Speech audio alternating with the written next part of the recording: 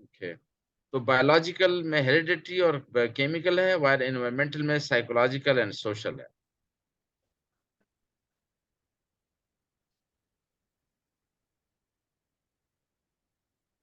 अच्छा, तो बेसिकली जो जो जेनेटिक फैक्टर है इस पे बड़ा काम हुआ है। तो डिटर्मिनेंट ऑफ पर्सनैलिटी जो है, शख्सियत कैसे होती है, इस पे बड़े बहस मुबाहिसे हुए। लेकिन जब इसको ये किया कि मोनोजाइगोट ट्विंस को कोरिलेट किया when they were rear together, यानी दोनों को नशोनुमा एक जगह पे की गई, तो 0.52, यानी तकरीबन हाफ से ज्यादा उसमें मासलत थी। और जब उनको दूर रखा गया तो 0.49 थी। तो इससे ये साबित हुआ कि heredity factor play around more than 50%। और यही जब डायजाइगोट को देखा गया कि दो ओम से जो बने हुए बच्चे थे, तो उसमें जो है अगर सात पाले गए तो 0.23, और अगर साथ साथ अलग नहीं पाले गए थे, अलहदा पाले गए थे, तो 0.21 उनमें मुमासलत थी। क्रोमोसोमल जो हम बात की कि there are person who are having the sex chromosome instead of pair, उनमें तीन होते हैं, जैसे एक्स वाई वाई हो गया तो इसको सुपर मेल कहते हैं। और ये ज्यादातर इसमें सनफ करख की खसूसियात ज्यादा होती हैं। They are most of them are criminal and they are usually in jail. और इस पे बड़ी बहस हुई है कि ये जब जेनेटिकली ही they are highly vulnerable to criminality, तो उनको क्या सजा देनी भी चाहिए या नहीं। हार्मोनल का ये देखा गया है कि impulsive trait has been associated with increased level of testosterone, steroidal and estrogen। जब इसका लेवल बढ़ जाए तो इसी वजह से सनफ नाजुक के मुकाबले में सनफ करख्त जो है, जो टेस्टोस्टेरोन जो है, दैट इज मस्कुलिनाइजिंग हार्मोन, जो आवाज को भी और हर चीज को वो इस तरह से करती है कि इम्पल्सिविटी भी उसमें ज्यादा होती है और सख्ती भी ज्यादा होती है। न्यूरोट्रांसमीटर पे जो काम हुआ है, now we are discussing the hereditary component. Low level of monoamino oxidase. Monoamino oxidase is an enzyme which uh, regulate the various amines। तो इसमें देखा गया कि जिन मक्खी में मोनोअमीनो ऑक्सीडेज जो है वो अ, कम थी, तो उन मक्खियों में बहुत ज्यादा सोशली एक्टिव रहती थी, उसमें मिक्सअप होती थी। मिसाल के तौर, क्योंकि मोनोअमीनो ऑक्सीडेज एक एंजाइम है जो कि मोनोअमाइन को, जिसमें डोपामीन और इनको जो है वो मेटाबोलाइट करता है, तो लिहाजा ये देखा गया कि जिसमें लो लेवल होंगे तो वो मंकी बहुत ज्यादा सोशल होगी। और similar finding has been reported in college student, जो कॉलेज के स्टूडेंट हैं उनमें जब low level of monoamine oxidase देखी गई, तो वो बहुत ज्यादा सोशल एक्टिविटी में, टाइम उधर उधर गप्पे शप्पे लगाना, इनमें से मसरूफ होते। While low level of 5-hydroxy acetic acid, which is the metabolite of serotonin of 5-hydroxytryptamine, तो ये इंडोलिक एसिड उसकी जो है मेटाबोलाइट है। They had been found in cases with suicidal attempt in patient who are impulsive and aggressive. जो लोग impulsive aggressive थे और सुसाइडल अटेम्प्ट करते थे, उनके अंदर low level of five hydroxy indolic acetic. तो अगर क्वेश्चन आएगा तो इस तरह से आएगा कि the biology by chemical evidence of suicidal attempt।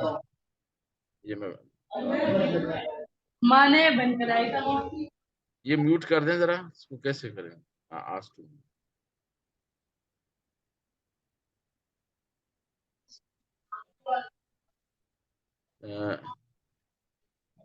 Can someone help, वो कर दे। सिर्फ आप ही कह सकते हो उन्हें म्यूट करने के लिए। हाँ, अच्छा, तो आपको ये, सेलेक्ट करके म्यूट करना पड़ेगा। अच्छा ठीक। नहीं तो ये वली खान जो है इसकी आवाज के लिए है ना, सिलेक्ट करके म्यूट का। वली खान, अगर आप सुन रहे हैं तो ये जो है ना, आप अपना माइक बंद कर दें। ओके, तो ये देखा गया कि जो सुसाइडल अटेम्प्ट है, क्वेश्चन इस तरह से आएगा कि if you want to confirm that this suicidal attempt is basically a suicidal attempt था, तो low level of 5 hydroxyindolic acid requested.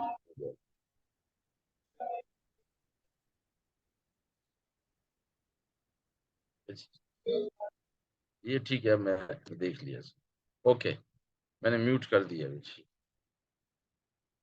Environmental factor की बात कर रहे हैं तो मिनिमल ब्रेन डैमेज, जब बच्चा पैदा होता है और उसको हमारे यहाँ मुल्क में तो बहुत ज्यादा, मैं तो गायनी वार्ड में काम किया है कि बहुत सारा उनको डैमेज किया जाता है। ऑक्सीजन एक्स्ट्रा दे रहे हैं तो उससे भी ब्रेन डैमेज होता है, तो एंटी सोशल पर्सनैलिटी डेवलप होती है। और anxious mother lead to anxious children, और culture that encourage aggression lead to paranoia and anti social personality, वो कल्चर जो कि एग्रेशन को कि किस तरह से जो है वो एग्रेसिव हैं, ऐसी फिल्में दिखाई जाएं कि वो लड़कियों को उठा के ले जा रहे हैं या घोड़े पे ऐसे एग्रेशन दिखा रहे हैं, उनमें देखा गया है कि anti social personality and Paranoia काफी ज्यादा होता है। Learning theory consider that personality disorder is a result of maladaptive conditioning modeling in childhood and adolescence। Learning theory वाले कहते हैं, और इस पे जो है मेरा ख्याल है अगली स्लाइड है या नहीं है, लर्निंग थ्योरी वाले कहते हैं कि सारा कुछ इन्वायरमेंट से है, और उन्होंने ये साबित किया कि आप मुझे 20 मुख्तलिफ किस्म के बच्चे दें और मैं डाकू के बच्चे से जज बना दूंगा, डॉक्टर के बच्चे से मैं जो है चोर बना दूंगा, एंड दे प्रूव दिस। तो वो इन्वायरमेंट जो लर्निंग थ्योरी वाले हैं कि इंसान सब यकसा होते हैं, और उसकी जो माल एडेप्टिव कंडीशन मॉडलिंग होती है चाइल्डहुड में जो या एडोलेसेंस में, उससे शख्सियत बनती है, ये उनका कहना है। साइकोलॉजिकल थ्योरी वाले कहते हैं कि personality develop from entirely egocentric person to an ideally altruistic person, है कि बच्चा जब पैदा होता है तो उसका इड बड़ा जोरदार होता है और हर चीज मेरी अच्छी हो, प्लेजर प्रिंसिपल, हर चीज में मजा आना चाहिए।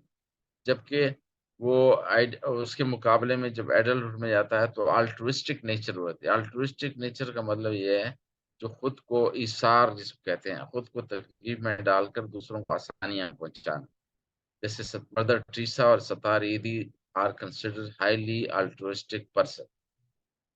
और जो इस साइकोलॉजिकल थ्योरी वाली कहते हैं कि इट्स डिसऑर्डर में be result of disruption in the developmental process, कि नशो नुमा में कोई खामी आई जिसकी वजह से ऐसा हुआ। और इसके लिए फ्रॉइड ने ये कहा कि मिसाल के तौर पर उन्हें बच्चा पैदा होता है ओरल फेस, जिसमें हर चीज मुंह में डालता है, तो अगर माँ बाप उसको बहुत ज्यादा इंटरप्ट करें तो this lead to dependent personality.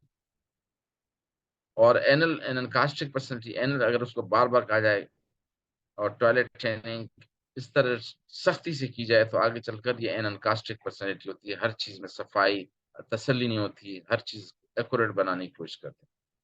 और जो फेलिक फेस है, जिस फेलिक फेस में जिसमें they are feeling gratification from their genitalia, उसके अंदर हिस्ट्रियोनिक पर्सनैलिटी एसोसिएट की हुई। नाउ साइकोएनालिटिकल अप्रोच जो फ्रॉइड का था, Freud Sigmund Freud analysis is both an approach to theory and theory of personality, or it emphasizes unconscious motives. The main cause of behavior lie buried in the unconscious mind. Freud ये कहता है कि हर चीज के पीछे हमारे लाशऊर में कोई मोटिवेशन होती है, और उसमें लिबिडो का कॉन्सेप्ट दिया उसने कि, और उसने ये कॉन्सेप्ट दिया कि why the daughter is more attracted towards father while the son is more attracted towards mother। वो इस बुनियाद पे था कि इस सब के पीछे लिबिडो का कॉन्सेप्ट है। एंड हिज टोपोग्राफिकल थ्योरी और साइकोडायनेमिक थ्योरी ऑफ फ्रॉइड की पर्सनैलिटी है, वो ये कहता है कि 18 महीने तक बच्चे का ओरल स्टेज होता है, और 18 से 3 साल तक एनल स्टेज, फिर फेलिक स्टेज जो 4 से 5 साल होता है, और लेटेंसी पीरियड जिसमें 6 साल से एडोलेसेंस तक, एंड देन जेनेसिस स्टेज जो एडोलेसेंस से ऑनवर्ड होती है। और सबको इनके साथ रिलेशनशिप बताई गई है कि ये चीज इधर होगी तो ये प्रॉब्लम होगा। This was according to Freud. और फ्रॉइड ये कहता है कि 5 से 6 साल तक पर्सनैलिटी बन जाती है। The analytical division of my personality psychoanalytical division के हर चीज जो हम करते हैं उसके पीछे 3 फोर्सेस होते हैं, इड, ईगो, सुपर ईगो।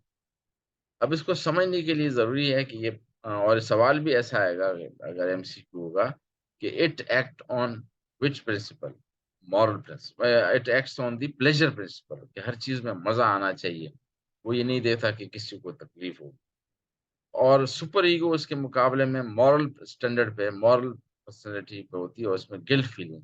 अब इसका यही है कि अगर सामने छोले पक रहे हैं चटपटे तो इड कहेगा कि दौड़ पड़ो खा जाओ, और सुपर ईगो कहेगा कि नहीं ऐसा नहीं होना चाहिए, ये अगर पकड़े गए तो बदनामी होगी, माँ बाप की बदनामी होगी, अखबार में आ जाएगा, चोर कहलाओगे, डाकू कहलाओगे।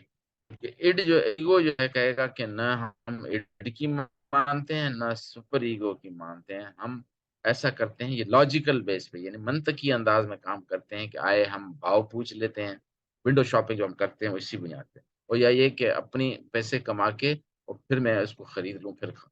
तो ये है रैशनल और लॉजिकल और रियलिटी ओरिएंटेड प्रिंसिपल। तो आमतौर पर यही होता है कि जो लोग इड जिनका मजबूत होता है और ये सुपर ईगो कमजोर होती है तो वो रैप और इस किस्म की हरकतें करते हैं जिसमें दूसरों को तकलीफ हो, वाइल सुपर ईगो उसके बिल्कुल इनोसेंट होते हैं। ये भी दोनों एक्सट्रीम ठीक नहीं, बीच में ठीक है। इस्लाम में भी है कि जरूरत से ज्यादा जो है वो रहबानियत भी मना है। अब ये फ्रॉइड ने जो बताई ये 19वीं सदी की शुरुआत में, ये इस्लाम में पहले से थी लेकिन उसका ज्यादा डंडोरा नहीं पीटा गया था। इड जो है बेसिकली नफ्स से अमारा है कि हर चीज मेरी हो, मेरी ही, मुझे ही हो, सबसे पहले मैं खाऊं, मेरी तारीफ हो, ये इड है। और सुपर ईगो है कि नहीं, इसार वाला जिसमें मॉरली कि दूसरे को क्या फायदा हो, खुद को तकलीफ में डालते हैं, दूसरों को आसानियां। जबकि ईगो कहता है कि नहीं, दरमियान में रहना चाहिए, नफ्स अमारा, नफ्स लवामा, नफ्स मुतमईन। साइकोएनालिटिकल अप्रोच मेरा ख्याल है इसको यूं समझने की जरूरत है कि अगर आप इसको देखें कि ईगो जो है कॉन्शियसनेस है जो कि हमारा शऊर है, और सुपर सुपर ईगो जो है वो प्री कॉन्शियस है, तहते शऊर है, और इड जो है वो अनकॉन्शियस, यानी कॉन्शियस और अनकॉन्शियस के दरमियान में प्री कॉन्शियस है जिसको हम तहते शऊर कहते हैं। और जैसे कि मैंने पहले बताया कि ईगो जो है वो, इड जो है नीचे जो सबसे है वो है इरेशनल, इलॉजिकल, इम्पल्स से होता है। तो वो ये नहीं देखता कि लोगों को क्या फायदा होगा क्या नुकसान, मेरा मुझे क्या मजा आना चाहिए। और जबकि सुपर ईगो कहता है कि नहीं, मॉरलिस्टिक होना चाहिए, जजमेंटल होना चाहिए, परफेक्शनिस्ट डायमेंशन ऑफ पर्सनैलिटी। और जबकि ईगो कहता है कि रैशनल, हकीकत पसंद होना चाहिए। तो these are the various factors which let us decide कि मेहमान आता है तो हम चाहते हैं कि वो खाए एक्स्ट्रा और उसको खिलाते हैं, जबकि वो इरेशनल, वो सोचता है कि ये सुपर हीरो के नहीं नहीं मुझे नहीं चाहिए, मुझे क्या जरूरत है। तो इनमें एक पूरी तरह से एक जद्दोजहद होती है, और उसकी रोशनी में साइंस ये कहती है कि ईगो जो हमारा जमीर है वो जोरदार होना चाहिए। मेरा ख्याल है इसको मैं एक्सप्लेन कर चुका हूँ, उसको मैं मजीद नहीं करना चाहता। हाँ, अब ये थी थ्योरी फ्रॉइड की। अब हम आते हैं प्याजे की थ्योरी। प्याजे, उसका कहना था कि शख्सियत जो इंसान की बनती है that is various 4 stages. Sensory motor stage जो 2 साल तक होती है, और दूसरा प्री ऑपरेशनल स्टेज जो 2 से 7 साल, फिर concrete operation stage that is 7 to 11, and then formal operational stage which is about 11 years। तो ये प्याजे का कहना था कि हमारी शख्सियत जो है वो sensory motor, pre operational, concrete operational and formal operation की वजह से ही बनती है। सोशल थ्योरी के जो बानी थे स्किनर और बंदूरा, उनका ख्याल था कि The idea is that both the consequence of a behavior and individual belief about those consequence determine personality. यानी आपने कोई अच्छाई की, आपको उसका अच्छा अमल मिला, तो आपने की शख्सियत उस तरह बनेगी। लेकिन आपने अच्छाई की, आपके साथ बुराई की गई, आपकी शख्सियत में consequence अच्छा नहीं रहा, तो चेंजेस आएंगे। And the most important part, our behavior are learned from others, person, society, family, friends. अब ये है कि हर चीज को हम, ये बड़ा जरूरी है कि हर चीज को हम खुद टच करके, खुद तजुर्बा करके नहीं करते। कामयाब लोग, समझदार लोग वो होते हैं जो दूसरों की तजुर्बों से, मुआशरे में, फैमिली में, दोस्तों में, कल्चर में।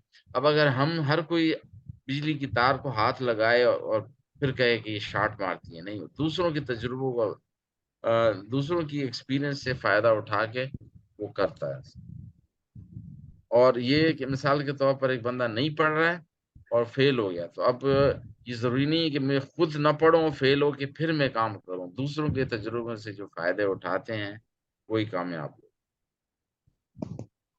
The humanistic theory are here the viewpoint is that human being possesses an innate tendency to improve and to determine their life by decision they make.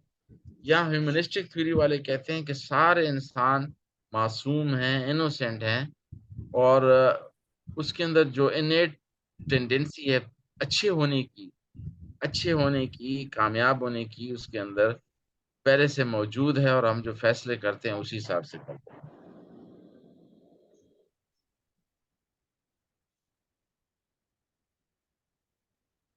तो उसमें जो है ये खास तौर पर सेल्फ का कॉन्सेप्ट, जो अल्लामा इकबाल का भी था खुदी वाला, is central to the personality theory of Carl Roger, which is our objective perception of who we are and what we are like.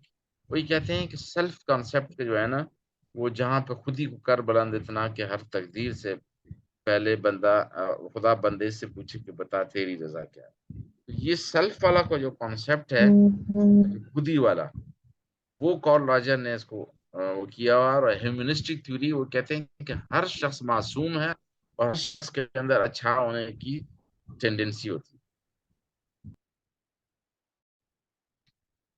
तो इसके बाद में human being have three types of need: physiological need, food, water. जो peoples party का जो वो था, जो नारा था, रोटी, कपड़ा और मकान, वो यहाँ से लिया गया था कि हमारी फिजियोलॉजिकल बुनियादी नीडें होती हैं।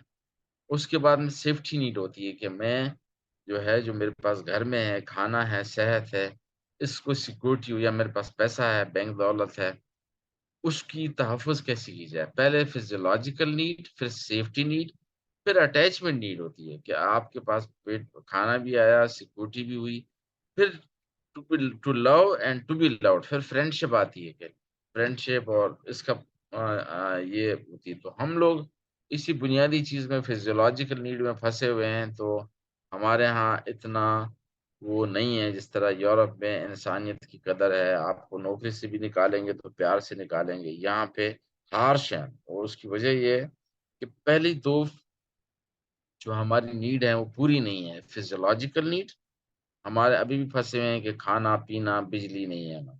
और फिर सेफ्टी नीड कि हमारे हम कितने सिक्योर हैं। जब ये होंगे तो फिर उसमें दोस्ती, यारी और प्यार, मोहब्बत का जो जज़्बा है वो है। तो ये Maslow proposed that we are motivated by of hierarchy of our needs. If our physiological needs are met, we become concerned with personal safety. Achieving it, then we seek love and to be loved, or and to love ourselves. और giving self esteem, जो हमारे self esteem इधर होती है, we ultimately seek self actualization, the process of fulfillment और potential. कि हम self actualisation पे चले आते हैं कि अब हमें नहीं चाहिए, अब मैं लोगों को क्या दे सकता हूँ, ज़माने को, अपने इदारे को, अपने मुल्क को क्या दे सकता हूँ। इस लेवल पे अभी हमारे यहाँ लोग कम हैं। और इसको अगर आप मास्लो का मॉडल देखें कि बायोलॉजिकल और फिजियोलॉजिकल नीड है, फिर सेफ्टी नीड है, फिर बिलोंगिंग नीड है, फिर स्टीम नीड्स है, फिर कॉग्निटिव नीड्स है, फिर एस्थेटिक नीड है, फिर सेल्फ एक्चुअलाइजेशन जिसमें ग्रोथ और फुलफिलमेंट है। मतलब ये है कि आपके अगर घर अच्छा है, अब आपका खाना पीना है, तो आप एस्थेटिक नीड उसको देखेंगे कि मकान कैसा होना चाहिए, उसमें कितना बैलेंस होना चाहिए, किस तर्ज पे होना चाहिए, ये।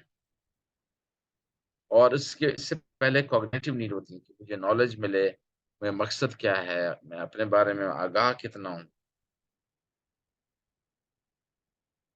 अ, मेरा ख्याल है इसकी जरूरत नहीं है। ये एट डेवलपमेंट स्टेज, अगर आप लोगों को थोड़ा बता दूं तो ये है कि 18 मंथ तक इन्फेंसी स्टेज होता है, जिसमें ट्रस्ट विद मस्ट ट्रस्ट, उस पे उस यकीन और गैर यकीनी वाले से होता है। उसके बाद में early childhood autonomy versus shame and doubt. Then है late childhood initiative versus guilt. और स्कूल एज में इंडस्ट्री वर्सेस इन्फीरियरिटी। एडोलेसेंस में identity versus role diffusion. Young adulthood में इंटीमेसी वर्सेस आइसोलेशन, यानी हम जो जवान होते हैं तो फिर हमें होती है कि तलब होती है कि किसी के साथ इंटीमेसी हो, लगाव हो, या मैं आइसोलेट रहूंगा या मिक्सअप हूँ। और एडल्टहुड में क्रिएटिविटी, जनरेटिविटी वर्सेस स्टेगनेशन, क्या आप कुछ जनरेट कर रहे हैं या वो स्टेगनेंट हो गए। और उस ओल्ड एज में इंटेग्रिटी वर्सेस डिस्पेयर, क्या आप अभी तक आपके जो मायूसी वाले हैं या आपकी इंटेग्रिटी बरकरार है। The three big the big five personality model one है। ये भी आजकल कम इस्तेमाल होते हैं, लेकिन एक्स्ट्रावर्जन की जो बहुत ज्यादा मिक्सअप होते हैं, लोगों में मिक्स मिलते हैं। और एग्रीएबलनेस के हर चीज में हाँ हाँ मिलाने वाले। कॉन्सेंशसनेस जो कि बाज़मीर, इमोशनली स्टेबल। और ओपननेस टू एक्सपीरियंस।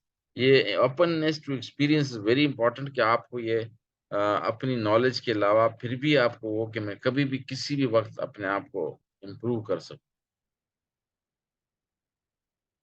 जो एक्स्ट्रा वर्शन वाले जो मैंने बताया, आउट गोइंग टॉकेटिव्स, और जो एग्रीएबल होते हैं वो good nature, cooperative, soft hearted. जो कॉन्शियसनेस होते हैं वो डिपेंडेबल, रिस्पॉन्सिबल होते हैं। और emotionally stable, relax, secure, unworried, openness to experience, intellectual, imaginative, curious होते हैं। इसमें ये होता है कि वो ऑलरेडी, जैसे मिसाल के तौर पर पहले जो था न्यूटन का लॉ था कि energy can not be created, can not be destroyed, it change from one form to another. तो जबकि उसी दौर में फिर आइंस्टाइन आया कि उन्होंने कहा नहीं, energy can be created if you move mass with this velocity, तो ये होगा। तो लिहाजा जो लोग ओपननेस टू एक्सपीरियंस होते हैं वो इक्तफा नहीं करते, वो आगे बढ़ने की नए नए राहें तलाश करते। अच्छा, रिसर्च फाइंडिंग, इसमें सबसे ज्यादा consensus is the best but not as strong predictor of job performance. जो लोग डिपेंडेबल, रिस्पॉन्सिबल होते हैं, उसको देखा गया है कि जॉब परफॉर्मेंस उनकी अच्छी होती है। ऑक्यूपेशनल पर्सनैलिटी टाइप, एक जो है इन्वेस्टिगेटिव टाइप होते हैं, दूसरे आर्टिस्टिक होते हैं, दूसरे सोशल, इंटरप्राइजिंग, कन्वेंशनल और रियलिस्टिक। ये भी एक पर्सनैलिटी की बताई गई। अब हम ये तो थी हमारी वो जो कि आमतौर पर थ्योरीज हैं।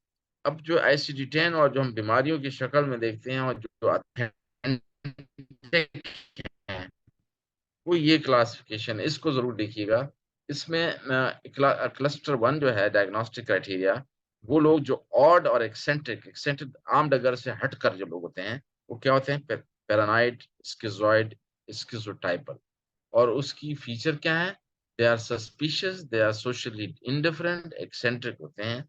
एंड दे आर, जो सस्पिशियस होते हैं वो लोग ज्यादातर जो अच्छे स्पाई होते हैं। और जो एरेटिक इम्पल्सिव होते हैं, that is anti social, borderline, histrionic and narcissistic.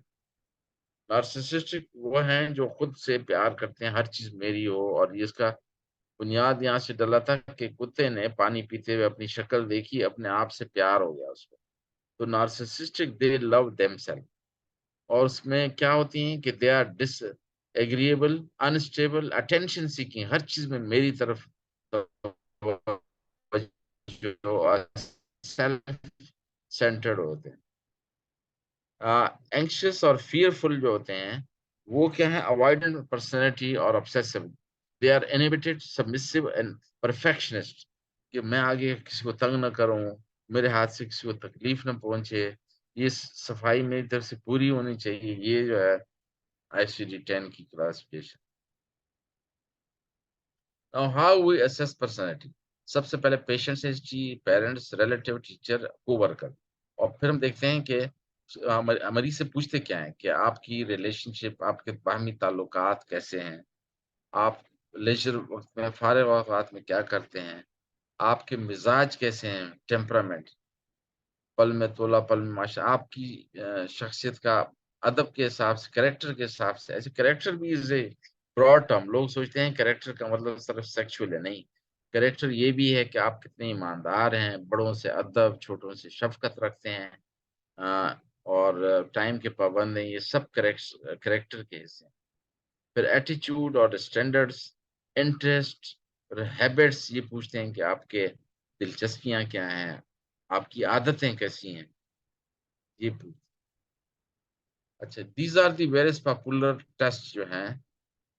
Wechsler है, मिनेसोटा है। Minnesota multiple multiphasic personality inventory is standardize है, और इसके 560 के करीब सवाल हैं जो पाकिस्तान में लईक मिर्जा ने इसको वैलिडेट किया है 399 क्वेश्चन से। बाकी जो दूसरे सब वो हैं, जैसे sentence completion test, thematic perception test, Rorschach test, ink plot test भी कहते हैं इसको। ये मुख्तलिफ किस्म के टेस्ट।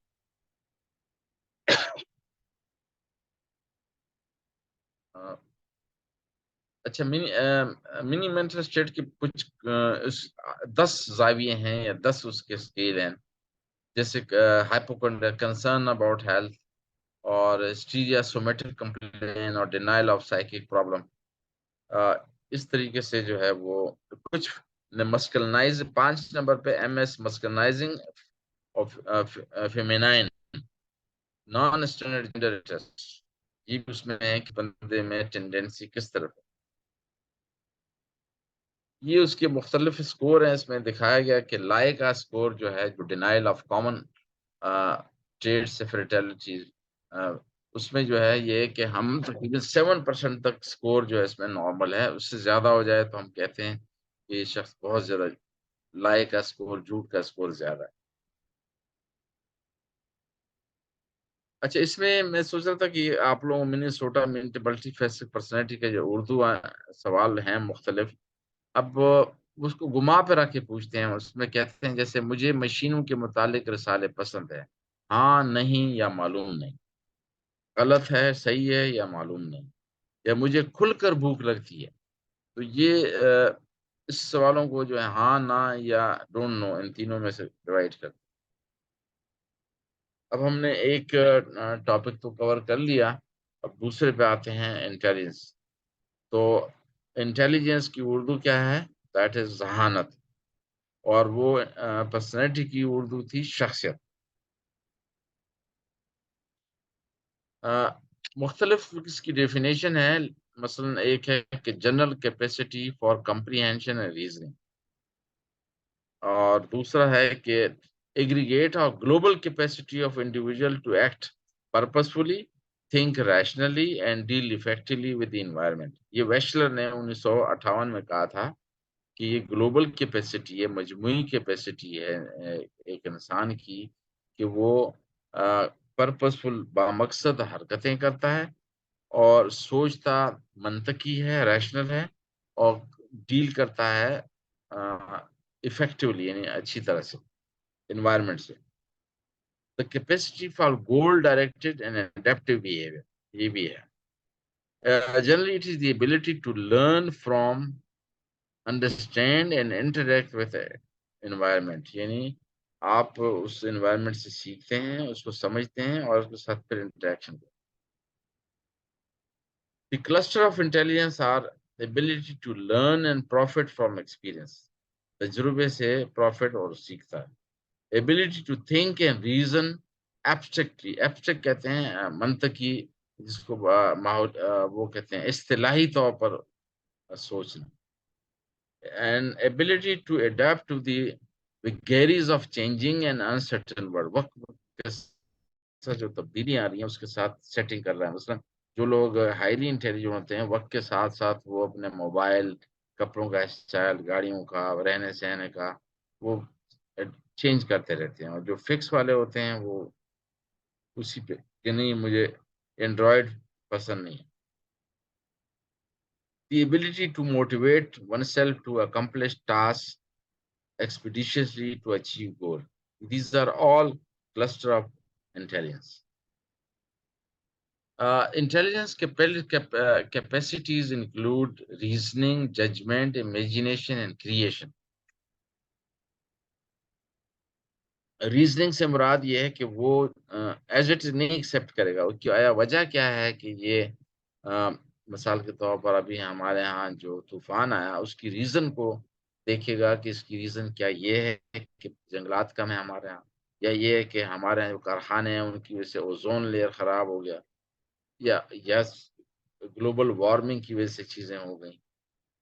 और जो लोग मजहबी या फिलोसोफर हैं वो कहते हैं कि जो जुल्म होते हैं दुनिया में उसका रीजन है कि ये तूफान और ज़लज़ले आ रहे हैं।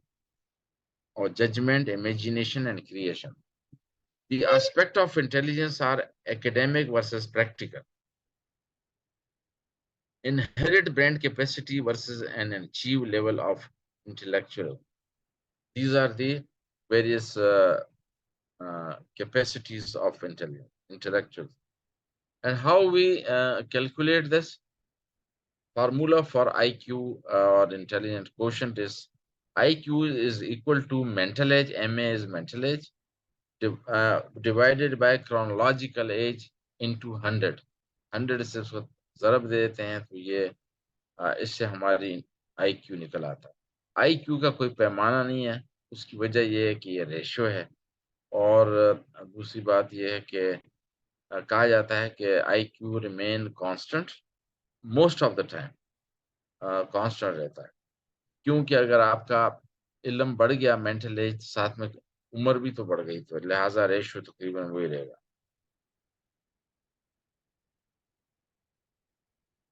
तो IQ टेस्ट जो है वो स्टैनफोर्ड बिने ने इंटेलिजेंस टेस्ट किया, फिर वेशलर इंटेलिजेंस, ये भी वेशलर के बड़े मशहूर हैं और काफी लंबे टेस्ट हैं ये।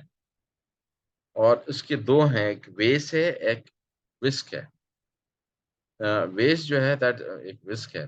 वेस जो है Wechsler adult intelligence scale R से रिवाइज वर्जन, और विस्क क्या है, Wechsler intelligence scale for children. But these are culturally biased है इसमें, लिहाजा उसको ठीक करना पड़ेगा। तो वेशलर के जो कंपोनेंट हैं वो दो हैं, एक वर्बल कंपोनेंट, दूसरा परफॉर्मेंस कंपोनेंट। वर्बल कंपोनेंट में काम नहीं करना पड़ता है, जुबानी हद तक है, जैसे information, comprehension, arithmetic, similarity, digital Spain, vocabulary. अब और जो परफॉर्मेंस वाले होते हैं that is picture completion, picture arrangement, block design, object assembly and digital assembly. इसमें जो मिसाल के तौर इंफॉर्मेशन है वो ये पूछेंगे आपको कि पाकिस्तान जो उसके अंदर ओरिजिनली है कि अमेरिकन झंडे का रंग क्या है, तो उसको हम चेंज कर सकते हैं कि पाकिस्तानी झंडे का क्या रंग। फिर कंप्रीहेंशन कहते हैं, फिर एरिथमेटिक, वो ज़र्ब कराते हैं, जमा तफरीक कराते हैं। फिर सिमिलरिटी पूछते हैं, मिसाल के तौर पर आपसे पूछा जाएगा कि बॉल और सेब में क्या सिमिलर है, क्या चीज मुमासलत रखती है, बोथ आर राउंड, गोल हैं इसलिए। आप इसी तरह से वोकेबलरी कभी ये बताते हैं, डिजिट स्पेन में क्या करते हैं कि आपको बताते हैं 10 अल्फाज के 92013008 786। अब ये फॉरवर्ड भी करना पड़ेगा, रिवर्स भी करना पड़ेगा, और उसके नंबर होते हैं। परफॉर्मेंस के अंदर ये अगर आप देखें कि एक आपको दे देते हैं कि इसको पिक्चर बनाओ इसमें से मुख्तलिफ टुकड़ों में से। ये उसके अगर आप देखें जो मैंने बात की कि क्या-क्या पूछते हैं अरिथमेटिक में, सिमिलैरिटीज़ में, ये एक्चुअल है। अब डिस्ट्रीब्यूशन क्या है उसकी? डिस्ट्रीब्यूशन जो है देखा गया है कि 70 टू 79 बॉर्डर लाइन है। इसको पहले मेंटल रिटार्डेशन कहते थे, लेकिन अब वो अगर किसी को आईक्यू अगर 70 हो तो भी उसको इंश्योरेंस कंपनी पैसे नहीं देगी कि उसका इलाज कराया जाए और रिहैबिलिटेशन की जाए। टल नॉर्मल क्या है? 80 टू 89। नॉर्मल जो है 90 टू 110 है, ये रेंज है। ब्राइट जो है दैट इज 110 टू 120 है। सुपीरियर इज 120 टू 130 और वेरी सुपीरियर जिसको गॉड गिफ्टेड कहते हैं दैट इज मोर देन 130। तो ज्यादातर डॉक्टर जो होते हैं वो सुपीरियर में आते हैं। अच्छा, इसकी डिस्ट्रीब्यूशन क्या है कि अगर आप देखें कि 68% आवाम जो है, 68% आवाम जो होगी वो 85 से 115 के दरमियान होगी। 95% लोगों की जो आईक्यू होगी वो 70 से लेके 130 के दरमियान, और जो 2.5% लेफ्ट साइड पे, 2.5% पर, ये जो है एक सुपीरियर हैं, बहुत ही ज्यादा गॉड गिफ्टेड हैं, जिसके लिए नई दुनिया चाहिए। मिसाल के तौर पर जैसे ड्रामा देखना शुरू करते हैं एंड पे पहुंच जाते हैं, आप उसको बात शुरू कर देते हैं वो एंड पे पहुंच जाते हैं, वो कह रहे हैं बोर नहीं करते। तो या गाड़ी चलाते हैं तो 200 की स्पीड से चलाते हैं।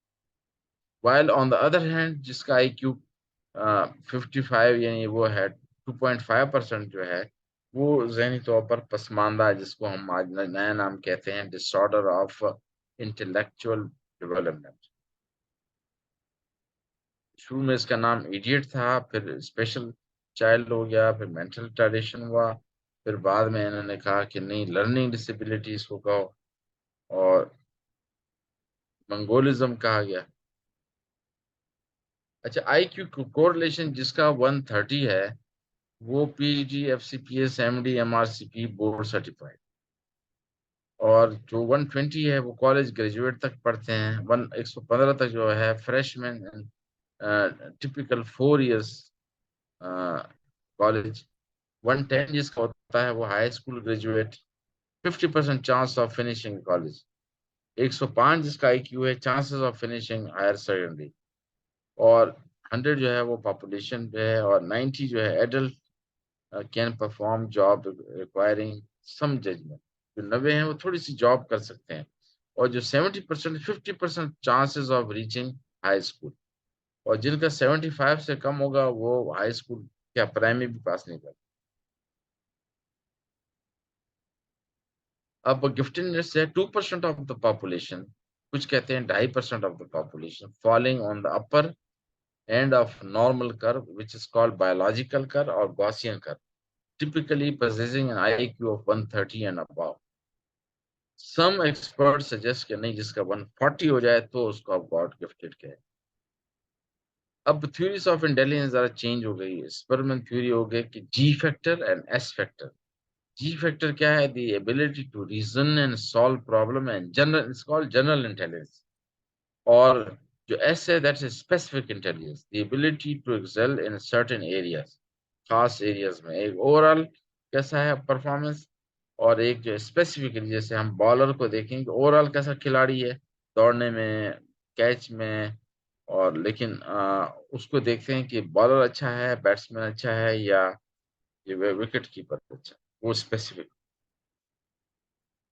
गार्डनर ने एक नई थ्योरी दी मल्टीपल इंटेलिजेंस की थ्योरी। उसने कहा कि ranging from verbal to linguistic and mathematical to interperson and intraperson or interperson।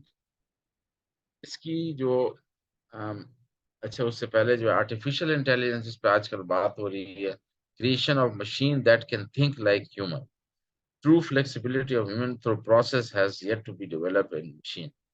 लेकिन काफी हद तक इस पे रोबोट आ गए। वो जो हमने पहले बात की काइंड ऑफ इंटेलिजेंस, एक गोलमैन का कॉन्सेप्ट था 1905 में, कि एक नो टाइप की जहानत होती है, एक वर्बल लिंग्विस्टिक जो वर्ड स्मार्ट होते हैं और वो लैंग्वेज बड़ा, कई लैंग्वेजेस आते हैं, लॉजिकल मैथमेटिकल जो नंबर स्मार्ट होते हैं, विजुअल स्पेशल जो स्पेस स्मार्ट होते हैं, जो अच्छे निशानाबाज होते हैं, बॉडी कैनेस्थेटिक जो बॉडी स्मार्ट जो कि नाच गाने और इस किस्म के वो होते हैं, म्यूजिकल रिदम जो म्यूजिकल स्मार्ट, और इंटरपर्सनल के आप बाहमी ताल्लुकात के लिए पीपल स्मार्ट हो गए, इंट्रा पर्सन सेल्फ स्मार्ट, और नेचुरलिस्टिक जो कि नेचुरल स्मार्ट, और एग्जिस्टेंशलिस्ट जो कि फिलोसोफर स्मार्ट जो फिलोसफी कहते हैं। तो ये 9 किस्म की इंटेलिजेंस गार्डनर ने बयान की, और इसको हमने ये बताने की कोशिश की है कि verbal linguist ability to use language, ये राइटर स्पीकर होते हैं। ये शायद आखिरी वाला आप लोगों को समझ नहीं आया होगा कि existentialist ability to see the big picture of the human being world by asking questions about life, death, and the ultimate reality of human existence. इंसान क्यों वजूद में आया, इसकी मौत क्यों होते हैं, जिंदगी क्या है, ये फिलोसफिकल थिंकिंग होती है। अब सर गार्नर की उससे पहले वाला भी समझ में नहीं आया था सर, एक दफा थोड़ा सा दोनों एक्सप्लेन कर दें। अच्छा, नेचुरलिस्टिक ये होते हैं the ability to recognise the pattern found in nature, कि नेचर के अंदर ये खूबसूरती क्या है, ये जो ऊपर नीचे जो है, हम जमीन लेवल करते हैं, वहां पे मॉरिशस में मैंने देखा वो जमीनों को नहीं छेड़ सकते, ऊपर नीचे ढलवान ऊपर, ऐसी होगी पैटर्न। तो ये जो है फार्मर, लैंडस्केपर, बायोलॉजिस्ट, बॉटनिस्ट, वो कहते हैं कि दरख्त को काटो नहीं, खुद ही उस अपने नेचर से होने दो। वो हमारे यहाँ हम जो पहाड़ों को काट कूट के वो करते हैं, वो इसको प्रिजर्व रखते हैं। अच्छा, intrapersonal understanding of one's emotion, how they guide actions, ये अंदरूनी तौर पर ये विशेष वेरियस पीपल ओरिएंटेड करियर, इसमें जो है अपने आप का मुहासबा करते हैं। इंटरपर्सन है, इंट्रापर्सन में बाहमी लोगों के अंदर जो ऊपर वाला है, interperson sensitivity to others and understanding motivation of others, ये इंटरपर्सन, ये दो लोगों के दरमियान, और नीचे वाला जो है इंट्रापर्सन, अपने आप के अंदर में, ये मूवमेंट, ये वाला जो है ability to control one's body motion, जैसे dancer, athletic, my movement intelligence low wise, वाल लिंग्विस्टिक और मैथमेटिकल मेरी अच्छी हैं। अब हम ये इसकी मिसालें देंगे तो समझ में आएगा इसमें क्या हो रहा है। According to Gardner, what kind of intelligence being shown है, जो हमने अभी पढ़ाई इनमें से कौन सी है, उनमें से ये है ये मूवमेंट वाली, कि आप मूवमेंट को किस तरीके से घुमाते हैं और बामकसद बना देते हैं, ये movement intelligence. What kind of intelligence being shown here, Albert Einstein, ये जो है लॉजिकल मैथमेटिकल, ये क्या है, किस टाइप की है, ये विजुअल स्पेशल, ये क्या है, म्यूजिकल।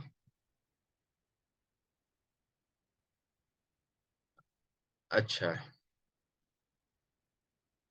इसको मेरे ख्याल में जरूरत नहीं है, आपसे नहीं पूछेंगे। अच्छा, एनालिटिकल इंटेलिजेंस, मेंटल स्टेप और component use to solve problem, एक क्रिएटिव इंटेलिजेंस होती है, एक प्रैक्टिकल इंटेलिजेंस। क्रिएटिव में use of experience in ways that foster insight, while practical is the ability to read and adapt to the context of everyday life, तो आम जिंदगी के में ये प्रैक्टिकल। इस पे जो गोल्डमैन का इमोशनल इंटेलिजेंस का कॉन्सेप्ट जब आया तो उन्हें बताया कि IQ is less, EQ is more important than IQ, यानी इमोशनल क्वेश्चन जो IQ इंटेलिजेंस क्वेश्चन से ज्यादा अच्छा है। तो EQ क्या है, जिसमें awareness about own emotion and other emotion and how to regulate them. तो ये जो है आम जिंदगी में कि अपना और दूसरों के मिजाज को रेगुलेट करना, समझना, उस हिसाब से रिएक्ट करना, ये कमाल की बात है और यही लोग कामयाब होते हैं।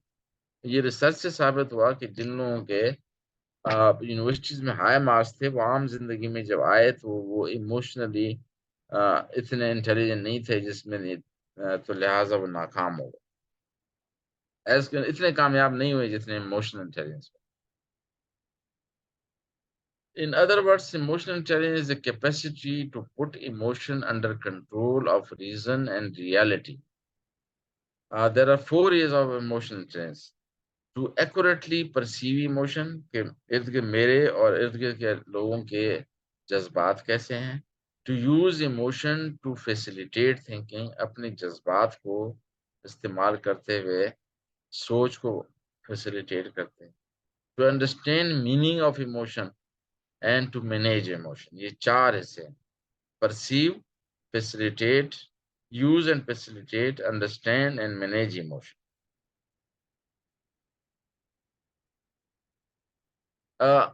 Stronger correlation are found between IQ score as genetic related increase. Uh, or while heredity of IQ estimated at आधा जो है ये जो हमने कहा था 0.52, ये हेरिडिटी से इंटेलिजेंस आता है. जो हमने परसेंटेज में बताया जहानत का भी तकरीबन आधा है. और इस पे मुझे याद आया कि एक जंग अखबार की खातून मेरा इंटरव्यू ले रही थी और ये साबित करना चाह रही थी कि ज़हानत जो है वो किससे है। वो ये बताना चाह रही थी कि हमारे यहाँ स्कूल अच्छे नहीं हैं तो ज़हानत ज़हीन लोग नहीं हैं। मैंने उसको बताया कि बुनियादी तौर पर ज़हानत 50% तो आती है विरासत से, बाकी 50% वो ये बात नहीं समझना चाह रही थी। तो मैंने उसे कहा कि अगर आपका ख़्याल है कि एक मकान को अब रंग-रोगन लगा के खूबसूरत बना सकते हैं, क्या वो पायदार होगा? तो वो नहीं समझ में आई, तो मैंने एक मिसाल दी कि क्या एक बदसूरत शख़्स जिसको आप मेकअप करके क्या उस कदर खूबसूरत बना सकते हैं जो जेनेटिकली भी अच्छा हो और ऊपर से मेकअप भी अच्छा हो? बात ये है कि हेरिडिटी यानी विरासत की यानी अगर मैं वक़ार यूनिस को बैट्समैन बनाता तो बड़ी कोशिश के बावजूद भी अच्छा बैट्समैन नहीं बन सकता क्योंकि बॉलर था जेनेटिकली। तो हमारे यहाँ ये बड़ी गलती करते हैं माँ-बाप कि बच्चा अगर मैथ्स में फ़ेल हो गया तो मैथ्स के पीछे पड़ेंगे, बाकी जो नेचुरल टैलेंट वाले सब्जेक्ट हैं, जिसको उजागर होना चाहिए, वो नीचे आ जाते हैं।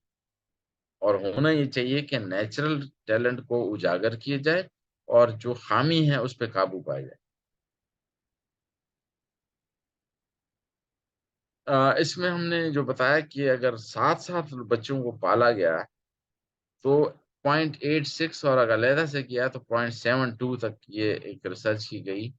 100 मोर देन 100 स्टडीज़ को निकाला गया तो उसकी रोशनी में ये बताया गया कि फ्रेटर्नल ट्विन्स जो होंगे वो 0.6 होंगे, सिबलिंग के अंदर 0.47 मुमासलत होगी। Now environmental aspect of intelligence. मसलन एक बंदा है वो ज़हीन है लेकिन उसके पेट में खाना नहीं है या उसको विटामिन डी कम है या कोलेस्ट्रॉल बढ़ा हुआ है तो भी उसका ज़हानत काम नहीं कर रहा है। सबसे पहले nutrition, health, quality of stimulation ये भी है। इस पे 1967 में अमेरिकन प्रेसिडेंट ने एक प्रोग्राम शुरू किया, हेड स्टार्ट प्रोग्राम। वो कहते थे सब बच्चों को एक जो स्कूल के अंदर दूध भी दें, इक्वल माहौल दें, तो बहुत इम्कान होगा कि सारे बच्चे ज़हीन होंगे। तो इस लिहाज से जो है फिर इमोशनल क्लाइमेट ऑफ होम, जो घर का माहौल है वो भी डिटरमिन करता है कि ज़हानत कैसी हो। ए टाइप ऑफ फीडबैक कि उसको फीडबैक दिया जाए कि अच्छा किया या अच्छा नहीं किया। और हमारे मुल्क में बदकिस्मती से जितने भी इम्तिहान हैं मैट्रिक लेवल पे या इंटर पे, वो आपको फीडबैक नहीं मिलता कि आपने ये सवाल ऐसे किया तो ये नंबर आए ये। मेरा ख़्याल है कि ये अगर हमने अपने बच्चों को ये देना शुरू कर दिया तो they will know how to shape their writing power and all as well as speaking and other power. तो फीडबैक इज इम्पोर्टेंट। जो हेड स्टार्ट प्रोग्राम की मैंने बात की 1965 में प्रेसिडेंट जॉन ने ये शुरू की। अब आते हैं मेंटल ट्रेडिशन के, जहनी पसमानदगी के जो वो हैं, वो तो हमने बताया हायर की। जो लोअर के जो हैं, अगर लेस देन 70 हो जाए तो इंश्योरेंस कंपनी आपको पैसे देगी कि इसका इलाज किया जाए, और उसके अंदर माइल्ड जो है वो 50 to 69 है, और 85% जो जहनी पसमानदा बच्चे होते हैं वो माइल्ड होते हैं। 10% मॉडरेट होते हैं जिनका IQ 35 से 49 के दरमियान, और 4% सीवियर होते हैं जो 20 से 34 के दरमियान, और 1% में जहनी पसमानदा प्रोफाउंड होते हैं जो कि हमारे मुल्क में नहीं है, उस कम से कम है। उसकी वजह यह है कि यूरोप में उनको सांस लेना, गर्दन गर्दन मोड़ना तो बहुत दूर की बात है, पानी पीना, निगलना कुछ नहीं आता। तो यूरोप में तो उनको फैसिलिटेट किया जाता है, लेकिन हमारे मुल्क में चंद दिनों में ही फौत हो जाते हैं, तो लिहाजा हमारे यहाँ प्रोफाउंड मेंटल रिटार्डेशन वाले कम है, मर जाते हैं early stage. With this I'll end my talk. Hopefully थोड़ा सा वो था, लेकिन ड्राई सा था, लेकिन if you have any question I'll be glad to answer. You can put in the chat box. Uh, अच्छा, पहले ये था कि ऊपर से जाते हैं, साउंड डिस्टर्ब है, तो ठीक किया हमने। Complete question please. Complete question क्या मतलब? अच्छा, इसमें दो तरह के सवाल आएंगे, एक है शॉर्ट आंसर क्वेश्चन। मसलन एक सवाल को शॉर्ट आंसर क्वेश्चन में आ सकता है कि व्हाट आर द वेरियस, या write down 6 type of intelligence, या 6 टाइप ऑफ पर्सनैलिटी, तो वो, या 5 टाइप ऑफ पर्सनैलिटी, तो वो type of personality and there characteristic, ये शॉर्ट आंसर क्वेश्चन। और ये भी हो सकता है कि हम ये बताएं कि जो स्किज़ॉइड पर्सनैलिटी होती है उसकी कैरेक्टरिस्टिक क्या होती है। और शॉर्ट आंसर क्वेश्चन के अलावा जो MCQ होगा कि जो लोग एंटी सोशल पर्सनैलिटी वाले होते हैं उनके अंदर रिमोर्स होता है या नहीं। और यूं कह सकते हैं कि anti social personality people are क्या कहते हैं, हैविंग सम जेनेटिक प्रॉब्लम। तो जेनेटिक प्रॉब्लम क्या होते हैं, XYY हो सकता है। या more aggression has been associated with what, नीचे अगर आ जाए टेस्टोस्टेरोन, सेरोटोनिन, तो टेस्टोस्टेरोन।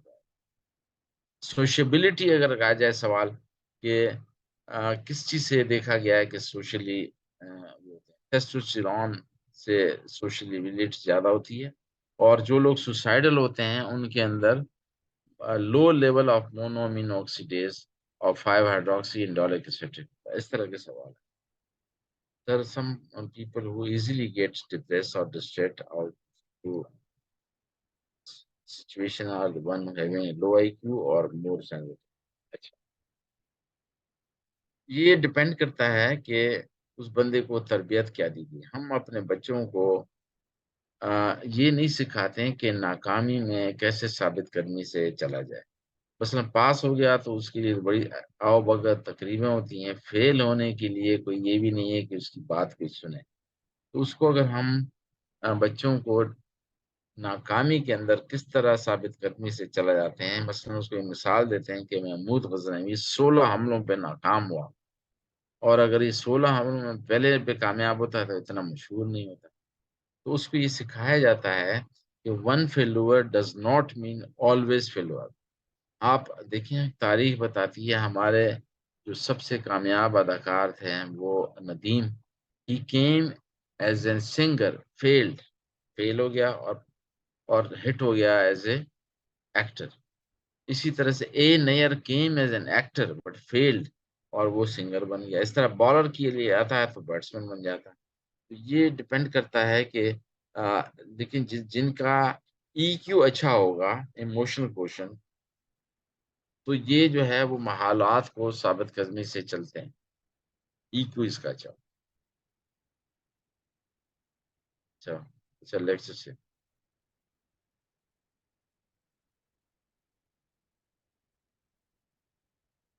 नहीं, सिगमंड फ्रॉइड का नाम अजय सैमसंग नहीं है, वो है सिगमंड फ्रॉइड। मेरा ख्याल है इसमें दिखा देता हूँ। आप सिग्मा फ्रॉइड लिखेंगे तो आगे इंटरनेट पे आ जाएगा। IQ is basically intelligent question, जहानत कितनी है उसकी। और EQ जो है इमोशनल क्वेश्चन है, कि वो जज्बाती तौर पर कितना खुद को दूसरों को समझता है। इसमें जो है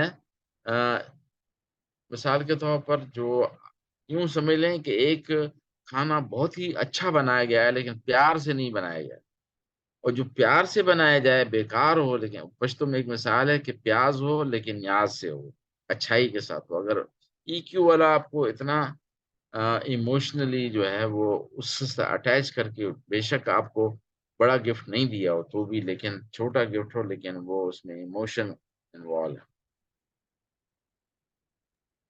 sir I have a question. जी जी।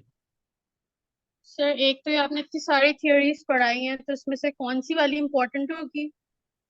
इसमें जो सबसे इम्पोर्टेंट है वो फ्राइड वाली ज़्यादा पर्सनैलिटी के हिसाब से है। और इसमें दूसरी तरफ जो है ये मल्टीपल इंटेलिजेंस, गार्डनर की थ्योरी बड़ी ज़रूरी है। इमोशनल क्वेश्चन ज़रूरी तो सारी हैं, लेकिन उसमें से जो जो फ्रॉइड वाली है मशहूर, वो बहुत ज़्यादा है, सिगमंड फ्रॉइड की। और दूसरी तरफ गार्डनर की थ्योरी बड़ी मशहूर है। और आप लोग इसमें कभी मौका मिले तो किताब इनकी है गोल्डमैन की, I am okay you are okay, दूसरा है स्टेइंग ओके। तो ये उसकी मुख्तलिफ किताबें मार्केट में मिलती। सर अदर देन दैट आपने ये पर्सनालिटीज जो पढ़ाई, इसमें आजकल लेटेस्ट जो सबसे चल रहा है वो मेयर ब्रिग्स है, वो तो हमने नहीं पढ़ा। तो do you think that is applicable? नहीं, वो हमारे इस बुक्स में नहीं आया इतना। हमारे तो अब तो हम फेवर करते हैं पर्सनैलिटी के हिसाब से कि ICD-10 और DSM-5 को, आप ICD-11 या DSM-5 को फॉलो करें, वो वाली अच्छी। और सर पर्सनालिटी क्लस्टर्स के अंदर आपने DSM-4 दिखाया, तो इज हाँ, दैट 4 होता है। सेम विद हाँ, DSM-5? नहीं उसकी जरूरत भी नहीं है, क्लस्टर बनाने की जरूरत नहीं है। आप लोग उसको जो ICD-10 के हिसाब से जो लिखी हुई है ना, पैरानाइड पर्सनैलिटी के क्या फीचर हैं, एंटी सोशल के, बॉर्डर लाइन के, वो ज्यादा अच्छे होंगे। अगर आप मोहद्दत राना की किताब देखें उसमें इतनी डिटेल में नहीं है। Okay, thank you sir. Any other question? Sir question तो नहीं सर, बाकी जो दूसरे अटेंडेंट्स हैं सर, उनसे एक छोटी सी रिक्वेस्ट है कि दो तीन लोगों ने अपने उसमें नाम जो लिखे हुए हैं, जैसे एक सैमसंग के नाम से है, तो वो तो हम अटेंडेंस किस तरह से उसमें मार्क करेंगे। और एक है एम नॉम के नाम से, ये भी हमें नहीं पता ये कौन है। तो इसमें सर दरअसल जरूरी है कि इनके आप अटेंडेंस मार्क कर लें, जो है वो अपने अटेंडेंस के नाम अपने सही कर लें कि अटेंड करे कि नहीं, तमाम लेक्चर्स के अंदर, वो इसमें भी और दूसरे उसमें भी। हाँ, ये बड़ा आपने सही कहा, मैं भी इसकी स्क्रीनशॉट ले लेता हूँ। हाँ, बल्कि डॉक्टर आमना आप ले लें इसकी, कितने ये हैं, तो इसको जो है कंट्रोल प्रिंट कॉपी। सर सारे तो सही हैं, बस ये एम नोम जो है ये मोहम्मद नुमान है या कौन है, ये कंफर्म कर दें आई थिंक। डॉक्टर हमने कोई सैमसंग के नाम से भी उसमें था थोड़ी देर पहले। सर सर डॉक्टर अलीम उन्होंने सही कर दिया है। हाँ, उसका तरीकाकार समझा दें इनको कि ये जो आपका वो लिखा हुआ है, उधर से आप अपना नाम रीनेम, जैसे ये इधर है ना, ये इसको पता नहीं नजर आ रही स्क्रीन या नहीं, इसमें रीनेम हो सकता है।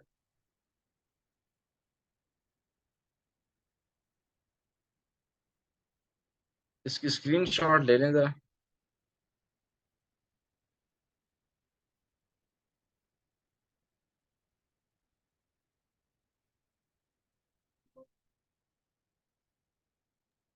सर मैंने ले लिया है, मैं आपको शेयर कर रही हूँ, और डॉक्टर रिफत से भी रिक्वेस्ट है कि वो भी जस्ट इन केस ले लें।